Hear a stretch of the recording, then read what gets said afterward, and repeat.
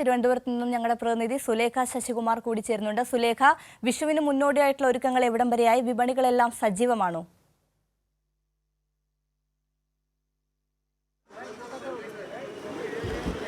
വിഷ്ണുപ്രിയ, എന്തായാലും വിപണികളൊക്കെ തന്നെയും സജീവമാണ് വിഷുവിൻ്റെ എന്നത് തന്നെ നമുക്ക് ഈ ദൃശ്യങ്ങളിൽ നിന്ന് കാണാൻ കഴിയും. ഞാനിപ്പോൾ ഉള്ളത് തിരുവനന്തപുരത്തെ പ്രധാന മാർക്കറ്റുകളിലൊന്നായ ചാല മാർക്കറ്റിലാണ്. ഇവിടെ വിഷുവിന് വേണ്ടി കണിയൊരുക്കുന്നതിന് വേണ്ടിയുള്ള എല്ലാ സാധനങ്ങളും ഒരു കുടക്കീഴിൽ തന്നെ കിട്ടുമെന്നതാണ് ഈ ചാല മാർക്കറ്റിൻ്റെ പ്രത്യേകത എന്ന് പറയുന്നത്. വലിയ തിരക്ക് തന്നെയാണ് വിഷുവിനോടനുബന്ധിച്ചും ഈ ചാല മാർക്കറ്റിൽ അനുഭവപ്പെടുന്നത്. പൊതുവിൽ തിരക്കുള്ള സ്ഥലമാണ് എങ്കിൽ കൂടി ഈ വിഷുവിനോടനുബന്ധിച്ച് ഈ തിരക്ക് വർദ്ധിച്ചിട്ടുണ്ട് എന്നുള്ളത് തന്നെയാണ്. കണിക്കൊന്നകൾ വിൽക്കുന്നവരുണ്ട്, അതിനൊപ്പം തന്നെ മാങ്ങ, ചക്ക, പൈനാപ്പിൾ തുടങ്ങി ഈ എന്തൊക്കെയാണോ ഈ വിഷുക്കണിക്ക് ആവശ്യമായത് അതൊക്കെ തന്നെയും ഇവിടെ വിൽപ്പന നടത്തുന്ന ആളുകളുണ്ട്. ഇത് ഈ ഒരു വിഷു കാലം അതൊരു കച്ചവടക്കാലം കൂടിയായി മാറുന്നുണ്ട്. ഈ തിരുവനന്തപുരത്തിന്റെ ഉൾനാടുകളിൽ നിന്നൊക്കെ ഇവിടങ്ങളിലേക്ക് എത്തി ഇത് വിൽപ്പന നടത്തുന്ന ആളുകളുണ്ട്. അത്തരത്തിൽ നമുക്ക് അവരോട് സംസാരിക്കാം. അമ്മ എവിടുന്നാ വരുന്നത്? ഞാൻ നരുവമുടുന്ന സ്ഥലത്തുനിന്ന്.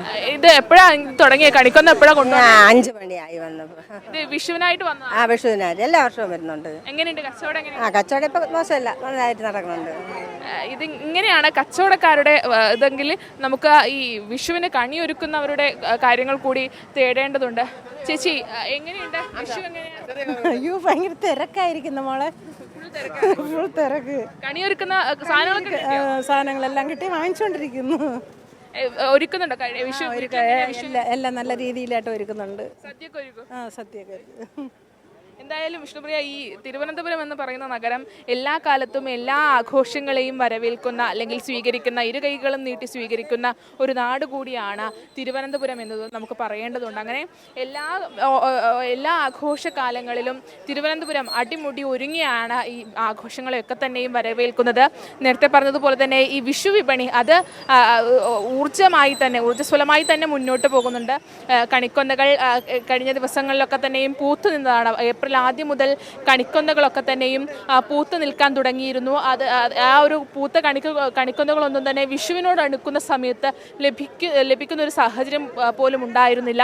എന്തായാലും നമുക്ക് ഈ ദൃശ്യങ്ങളിൽ കാണുന്നത് പോലെ പൈനാപ്പിൾ, മാങ്ങ, ചക്ക, കണിക്കൊന്ന തുടങ്ങി കണിയൊരുക്കേണ്ട എല്ലാ കാര്യങ്ങളും ഈ ചാല മാർക്കറ്റിലെത്തിയാൽ ഒറ്റ കുടക്കീഴിൽ തന്നെ ലഭിക്കുമെന്നത് തന്നെയാണ് നമുക്ക് കാണാൻ കഴിയുന്നത്. എന്തായാലും തിരുവനന്തപുരം നഗരം അത് വിഷുവിനെ വരവേൽക്കാൻ ഒരുങ്ങിക്കഴിഞ്ഞിട്ടുണ്ട്. നേരത്തെ പറഞ്ഞ പോലെ നമുക്ക് ഈ ദൃശ്യങ്ങൾ നോക്കിയാൽ കാണാൻ കഴിയും. ഈ വിഷു വിപണി അതൊരു കച്ചവടക്കാലം, അതായത് ഒരു സമൃദ്ധിയുടെ കാലം കൂടിയാണ് ചിലർക്ക് എന്നതുകൂടി നമ്മൾ പറയേണ്ടതുണ്ട്. പൊതുവിൽ വടക്കൻ മലബാറുകളിലാണ് ഇത്തരത്തിൽ വിഷു കൊണ്ടാടുന്നത്. പടക്കം പൊട്ടിച്ചുമൊക്കെ വലിയ രീതിയിൽ വിഷു കൊണ്ടാടുന്നത് വടക്കൻ മലബാറിലാണെങ്കിൽ തനിമ ഒട്ടും ചോരാതെ തന്നെയാണ് തിരുവനന്തപുരം അടക്കമുള്ള തെക്കൻ മേഖലകളിലും ഈ വിഷു കൊണ്ടാടുന്നത്. കണിയൊരുക്കുന്നവരുണ്ട്, പുത്തൻ വസ്ത്രങ്ങൾ ധരിച്ച് കണി കണ്ട കൈനീട്ടമൊക്കെ വാങ്ങുന്ന ആളുകളൊക്കെ തന്നെയും തിരുവനന്തപുരത്തും ഉണ്ട് എന്നുള്ളത് തന്നെയാണ് ഏറെ കൗതുകകരം എന്ന് പറയുന്നത്. പൊതുവിൽ തിരുവനന്തപുരത്ത് ഇത്തരത്തിൽ വിഷുവുമായും ബന്ധപ്പെട്ട് വലിയ ആഘോഷങ്ങളില്ല എന്നതാണ് പറയപ്പെടുന്നതെങ്കിലും ഈ തിരക്ക് കണ്ടാൽ നമുക്ക് മനസ്സിലാക്കാൻ കഴിയും തിരുവനന്തപുരത്തും ഇത്തരത്തിൽ വിഷുവിനുള്ള എല്ലാ ഒരുക്കങ്ങളും നടക്കുന്നുണ്ട്. വിഷുവും എല്ലാ ആഘോഷങ്ങളും പോലെ തന്നെ എല്ലായിടത്തും വടക്ക് മലബാറിലുള്ളതുപോലെ തന്നെ വലിയ രീതിയിൽ തന്നെ കൊണ്ടാടുന്നുണ്ട് എന്നത് തന്നെയാണ് നമുക്ക് മനസ്സിലാക്കാൻ കഴിയുന്നത്. എന്തായാലും വിഷു അത് അടിച്ചു പൊളിക്കാൻ തന്നെയാണ് തിരുവനന്തപുരം ജനങ്ങളുടെയും തീരുമാനം. വിഷ്ണുപ്രിയ. ശരി, സുലേഖ ശശികുമാറാണ് തിരുവനന്തപുരത്ത് നിന്ന് വിഷു ആഘോഷങ്ങളും അതിന്റെ ഒരുക്കങ്ങളെ കുറിച്ച് പറഞ്ഞത്.